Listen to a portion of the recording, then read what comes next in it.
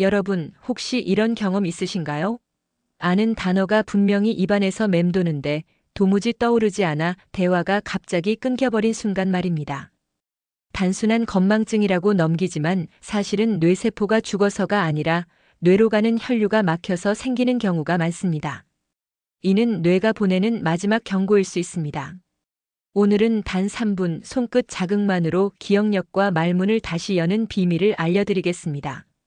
저는 서울대학교 의대를 졸업하고 30년 동안 뇌과학과 응급의학을 연구해온 박사입니다. 이 이야기는 단순한 지식이 아니라 제 어머니의 실제 경험에서 시작되었습니다. 구독과 좋아요를 눌러주시고 댓글로 여러분은 지금 어디에서 이 영상을 보고 계신가요? 라고 알려주세요. 여러분의 작은 참여가 또 다른 분의 기억을 살리는 힘이 됩니다. 25년 전 어머니가 제 이름을 잊으셨습니다. 평소처럼 차를 마시던 순간 저를 바라보시며 한참 머뭇거리시더니 "거기 누구지?" 라고 말씀하셨습니다. 의사로서의 이성보다 아들로서의 마음이 먼저 무너졌습니다. 이후 어머니는 점점 말을 잃으셨고 눈빛도 낯설어졌습니다. 그날 저는 결심했습니다. 기억이 사라지는 이유를 끝까지 밝혀내겠다. 그리고 수천 명의 환자를 만나며 깨달았습니다.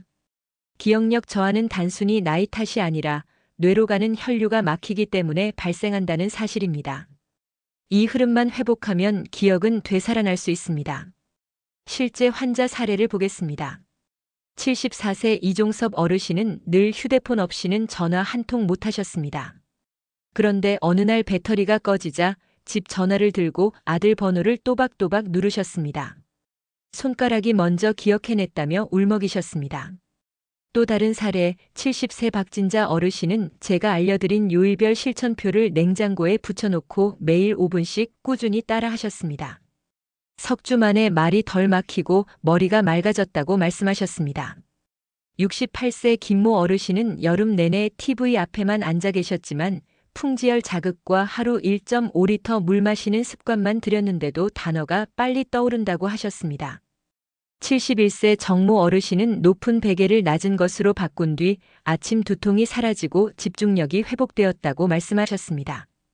공통점은 작은 습관을 꾸준히 실천했고 가족이 옆에서 도와주었다는 것입니다. 그렇다면 기억력 저하의 흔한 원인은 무엇일까요? 첫째, 과도한 근육 사용입니다. 스마트폰을 고개 숙여보는 자세가 목과 어깨를 쉽게 굳게 만듭니다. 둘째, 수분과 전해질 부족입니다. 물을 적게 마시면 혈액이 끈적해지고 미세혈류가 떨어집니다. 셋째, 혈액순환 장애입니다. 고혈압, 당뇨, 고지혈증은 뇌혈류를 막는 큰 원인입니다. 넷째, 약물 부작용입니다. 일부 수면제나 항히스타민제는 주간 집중력 저하를 일으킵니다. 다섯째, 잘못된 수면 자세입니다. 높은 베개에서 장시간 자면 뇌로 가는 혈류가 차단됩니다. 여섯째, 노화로 인한 움직임 감소입니다. 결국 생활 습관이 기억력을 좌우합니다. 하지만 반드시 병원에 가야 할 위험 신호도 있습니다. 첫째, 얼굴이 한쪽으로 처지거나 팔다리에 힘이 빠지는 경우입니다. 뇌졸중 전조일 수 있습니다. 둘째, 말이 막혀 5분 이상 지속되거나 반복될 때입니다. 일과성 허열 발작 가능성이 있습니다. 셋째, 극심한 두통, 어지럼증, 시야장애가 동반될 때입니다. 넷째, 기억 저하와 함께 보행 불안정, 소변 문제가 생길 때입니다. 정상압 수두중 등 정밀 검사가 필요합니다. 다섯째, 성격이 급격히 변하거나 밤낮이 뒤바뀔 때입니다. 치매, 우울증, 약물 영향 등을 의심해야 합니다. 실제로 응급실에서 만난 72세 이모 어르신은 경고 신호를 방치하다 수술까지 받으셨습니다. 반면 아내분이 3시간 안에 병원으로 모시고 온 69세 최모 어르신은 중환자실 대신 일반 병실에서 회복하셨습니다. 응급실, 중환자실, 수술. 단어만 들어도 긴장되시죠? 그만큼 시간이 생명을 살립니다. 이제 집에서 실천할 수 있는 응급 자극법을 알려드리겠습니다. 첫 번째는 귀 뒤 풍지열 마사지입니다. 귀볼 뒤 목과 머리가 만나는 오목한 지점을 양손 검지로 눌러 1030초 동그랗게 자극하세요. 30초만 지나도 눈이 맑아지고 머리가 시원해지는 느낌을 받으실 겁니다. 두 번째는 어깨와 등을 풀어주는 자극법입니다. 효자손이나 롱핸들 브러쉬로 어깨와 등을 아래에서 위로 부드럽게 쓰다듬듯 자극하세요. 23분이면 충분합니다. 세 번째는 목 스트레칭입니다. 의자에 바르게 앉아 고개를 좌우로 천천히 기울여 10초씩 유지합니다. 이어서 고개를 천장 쪽으로 젖히며 어깨를 펴고 다시 정면으로 돌아오며 숨을 내쉽니다. 이 동작을 2회 반복하세요. 네 번째는 호흡법입니다. 4초 들이마시고 6초 내쉬는 호흡을 1분간 반복하면 목과 어깨 근육이 풀립니다. 다섯 번째는 수분 섭취입니다. 미지근한 물 한 컵이 혈액을 묽게 해 뇌로 가는 산소 공급을 돕습니다. 단 심장 질환 환자는 반드시 의사와 상의해야 합니다. 예방은 더 중요합니다. 첫째, 올바른 수면 자세입니다. 머리와 목이 일직선이 되도록 낮은 베개를 사용하세요. 둘째, 취침 전 스트레칭입니다.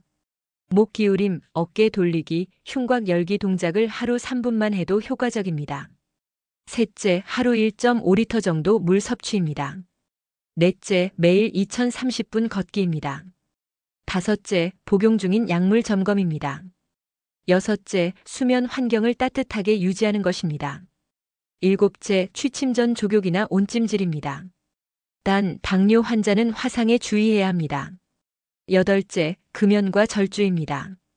니코틴과 과음은 뇌혈류를 심각하게 해칩니다. 여기에 더해 식습관도 중요합니다. 바나나, 호두, 아몬드, 연어, 시금치 등은 뇌 혈류 개선과 신경세포 보호에 도움이 됩니다.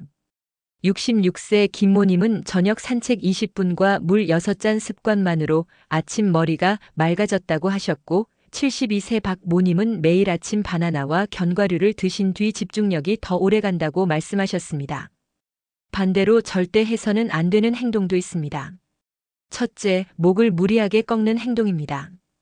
둘째, 의사와 상의 없이 약을 중단하는 것입니다. 셋째, 나이 탓이라며 방치하는 것입니다. 넷째, 진통제나 근육이완제를 남용하는 것입니다. 다섯째, 민간요법에만 의존하는 것입니다. 실제로 잘못된 대처로 어지럼증이 심해진 70세 송모 어르신은 결국 약 조정과 물리치료를 받아야 했습니다. 여러분, 절대 방치하지 마십시오. 마지막으로 실천을 돕는 방법을 알려드리겠습니다. 종이 한 장에 요일별로 적어두세요. 월요일 풍지열 마사지, 화요일 등 풀기, 수요일 목 스트레칭, 목요일 호흡 조절, 금요일 풍지열 반복, 토요일 어깨 돌리기, 일요일 전체 복습. 냉장고나 거울에 붙여두고 휴대폰 알람을 기억력 5분 챙기기라고 설정하세요.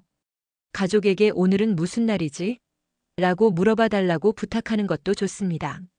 손주와 함께라면 더 오래 지속할 수 있습니다. 할머니, 오늘은 목 돌리는 날이에요. 이런 한마디가 기억을 지키는 힘이 됩니다.